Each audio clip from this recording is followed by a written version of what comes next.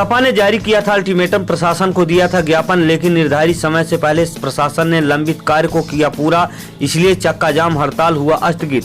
विगत दिनों पहले समाजवादी पार्टी नेता प्रदेश सचिव रामप्रताप यादव ने क्षेत्र की अघोषित बिजली कटौती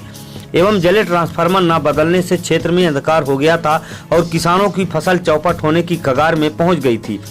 जिस मुद्दे को लेकर कई बार प्रशासन को सूचित किया गया था। सपा नेता के द्वारा आवेदन पत्र भी दिया गया था, लेकिन विभाग उनकी बातों को टाल मटोल कर रहा था, जिस मुद्दे को लेकर प्रदेश सचिव रामप्रताप यादव द्वारा जिला कलेक्टर को ज्ञापन पत्र देकर 3 सितंबर को सीधी मझौली रोड में चक्का जाम हड़ताल करने की सूचना दी गई थी। जिस बात को गंभीरता से लेते हुए जिला प्रशासन ने 3 सितंबर के पहले ही क्षेत्र की विद्युत समस्या खत्म कर दी व जले ट्रांसफार्मर बदले गए,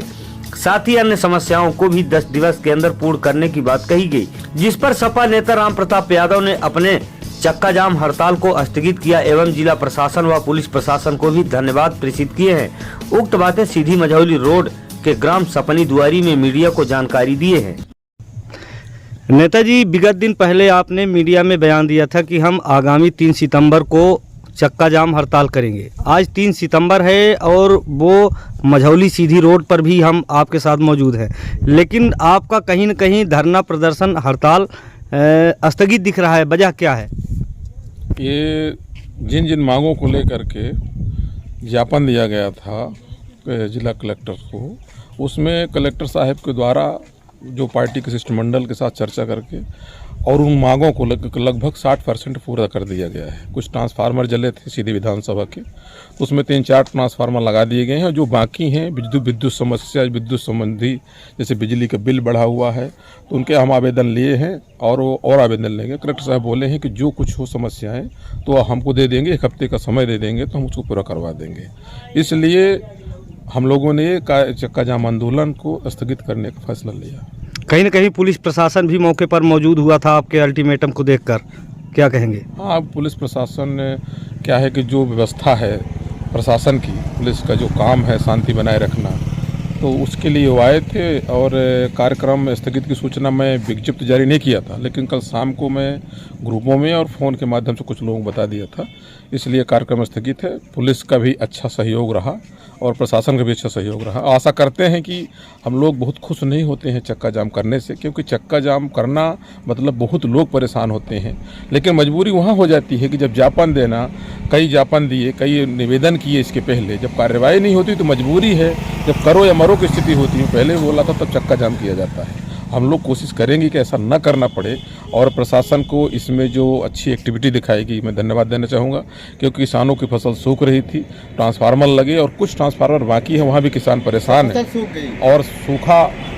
घोषित करने की स्थिति पैदा हो गई है। एक मांग और मैं राज्य सरकार से करना चाहूँगा। अभी हाल ही में सीधी में मध्य प्रदेश के मुख्यमंत्री शिवराज सिंह चौहान जी का दौरा रहा, कई घोषणाएं उनके द्वारा की गई, मेडिकल कॉलेज का भूमि पूजन किया गया, लेकिन जिस तरह से इन दिनों आसमान से किसानों के खेत में आग बरप रही है और पूरी फसल जल के खाक हो रही है, उस पर एक शब्द भी उनके द्वारा नहीं कहा गया। आप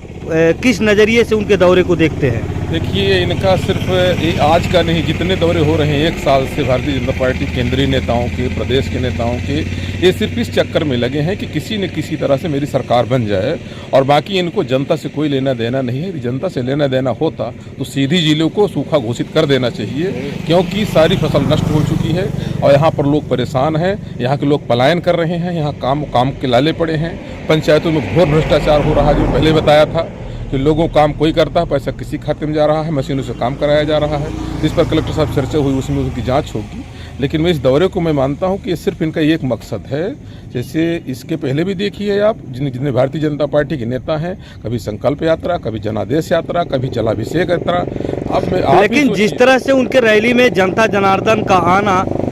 ऐसा लगता है कि अभी भी भाजपा का जो ग्रोथ है तो बरकरार है, क्या कहेंगे? जब कांग्रेस पार्टी 20 साल पहले यहाँ से विदा हुई थी, इसी तरह से बस लगा करके और यहाँ के तत्कालीन बड़े नेता आते थे और बताते थे कि लाभांश बांटेंगे, पूरे कर्मचारियों की ड्यूटी लगती थी, बसों को लगा करके जनता को दबाव दे करके कि नहीं जाओगे तुम्हारी योजना काट देंगे, ऐसा करके भीड़ दिखाई जाती थी। लेकिन अता पता नहीं चला वही यार भारतीय जनता पार्टी का भी होना है, क्योंकि ये सब मशीनरी और पूरा पैसा हमारे विकास का अपने प्रचार में लगा रहे हैं। पूरे देश प्रदेश की गाड़ियाँ लगा करके पूरे कर्मचारियों को लगा करके लोगों को डरा के धमका के ले जाया जाता है। ये भीड़ कोई इनकी